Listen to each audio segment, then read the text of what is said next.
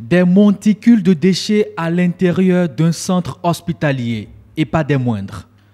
Des impuretés de tout genre, déchets organiques, déchets biomédicaux jetés à l'air libre, c'était cela, le spectacle au CNHU.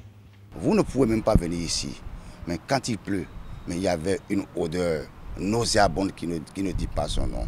Il y avait des moustiques, il y avait des mouches, il y avait même des reptiles. Tout ce qu'on ne pouvait pas voir dans un hôpital.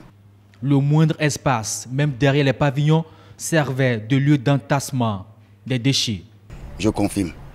Il y a un an, c'était un véritable dépotoir sauvage. Ces images ahurissantes ont laissé place à ces engins, à cette station d'épuration des eaux usées du CNHU. C'est devenu un peu propre. Avec le travail qui est fait sur ce site, nous avons construit un autre dépotoir qui est de l'autre côté, vers la morgue, où les déchets généraux sont centralisés à ce niveau. Et les déchets biomédicaux sont convoyés vers l'incinérateur. Au CNHU, n'entre pas qui veut. La salubrité a aussi touché cette partie de l'hôpital, un filtre doublé d'une vidéosurveillance.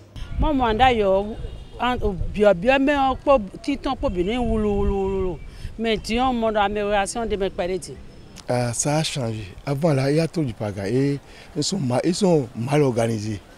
Et maintenant, je crois qu'avec le temps là maintenant, ça a changé complètement. Mais tout n'est pas rose dans cet hôpital de référence du Bénin. Les usagers continuent de se plaindre au service de la radiologie. Pour dysfonctionnement d'appareils, des patients doivent attendre plus qu'il n'en faut. Nous avons un appareil qui nous a lâchés. Et ça, c'est monnaie courante.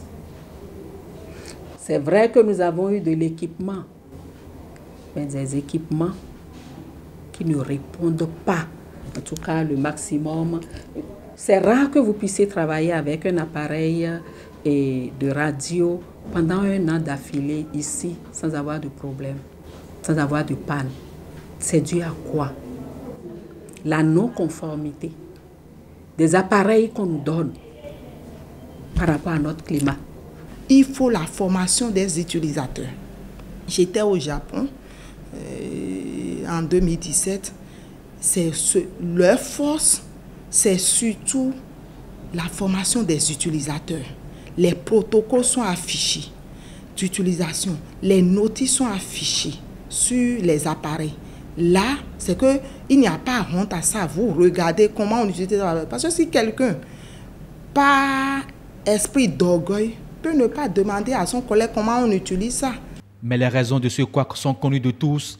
Mauvaise manipulation des machines et la maintenance qui fait souvent défaut. Le vrai problème, c'est la maintenance préventive. Les appareils qui ont besoin d'être 24h/24 sous climatiseur. Vous avez vu combien de fois nous avons déjà eu de panne aujourd'hui? Coupure d'électricité. Mais là, ce n'est pas la faute de la direction du CNHU. C'est une question de vision de l'État béninois. Il faut qu'on utilise comme toute chose, comme un bon père de famille. Que le bien, le respect du bien d'autrui soit la chose la mieux partagée par tout le monde. Le plateau technique a besoin d'être vraiment secouru. Le CNHU, c'est 350 lits à sa création. C'était en 1962.